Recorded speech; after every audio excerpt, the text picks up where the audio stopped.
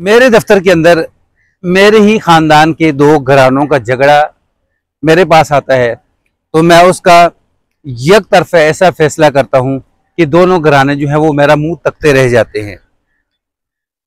अस्सलाम वालेकुम रहमतुल्लाहि व बरकातुहू। मैं उम्मीद करता हूं कि आप सब खैरियत से होंगे। दुआ है अल्लाह रब्बुल आलमीन आप सबको अपने हिफ्ज़ मान में रखे, सबको अल्लाह तबारक व तआला कर्ज से मर्ज से हमेशा महफूज रखे। जहाँ रहें खुश रहें, आबाद रहें, सलामत रहें। दिल से दुआ कह दे आमीन। नाजरीन, वाक़या कुछ इस तरह शुरू होता है कि लड़का जो है वो फोर्सेस के अंदर अफिसर होता है, जो 3 माह बाद तकरीबन छुट्टी पे आता है। 4 साल उसकी शादी को गुजर जाते हैं। 2 साल का उसका बेटा होता है। तो घर वाले क्या करते हैं, लड़के के घर वाले क्या करते हैं कि उसकी बीवी को जो है वो यानी उसके वालिदैन के घर भेज देते हैं कि यहाँ से निकलो और अपने माँ बाप के पास जाओ, और बेटे को छीन लेते हैं।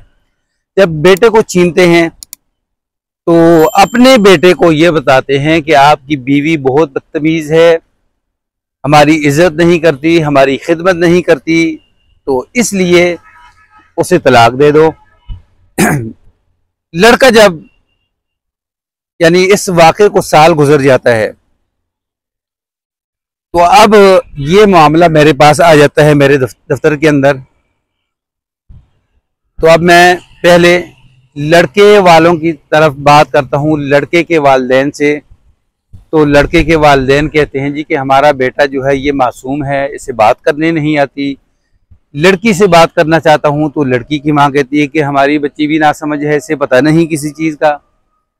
तो मैं इस नतीजे के ऊपर पहुंचता हूं कि ये जो लड़ाई झगड़ा जो है ये दोनों मियाँ बीवी के दरमियान नहीं है, ये लड़ाई झगड़ा फसाद जो है दोनों खानदानों का आपस का ज़ाती मसला है।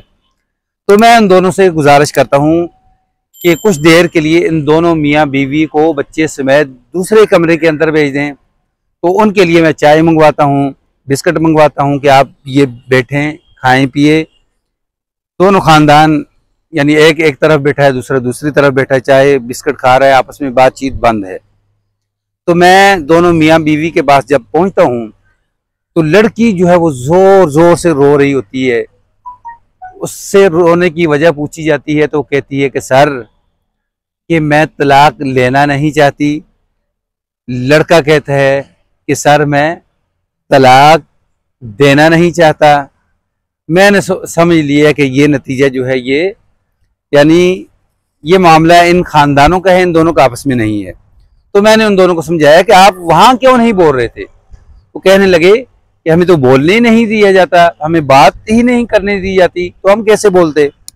तो मैंने उनको कहा, लड़के से पूछा अफिसर से कि आपकी छुट्टियां कितनी हैं। उसने कहा जी कि मेरी 20 छुट्टियां बाकी है। तो मैंने उससे कहा कि मैं आपके अफिसर से, यूनिट के अफिसर से बात करता हूँ कि आपको मजीद कुछ छुट्टियां दे दे। तो आप ऐसे करें, एबटाबाद या मरी की तरफ निकल जाएं और अपना फ़ोन बंद कर दें, मेरे साथ रब्ता रखना। तो यहाँ उनको छोड़कर मैं वापस इनके फैमिलियों के पास आता हूँ।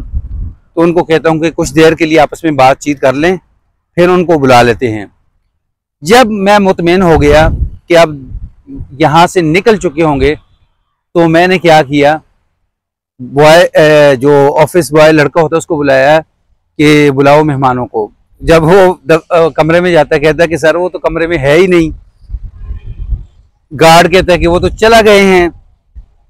तो अब दोनों खानदान मेरा मुंह तकते रह गए कि ये हुआ क्या है।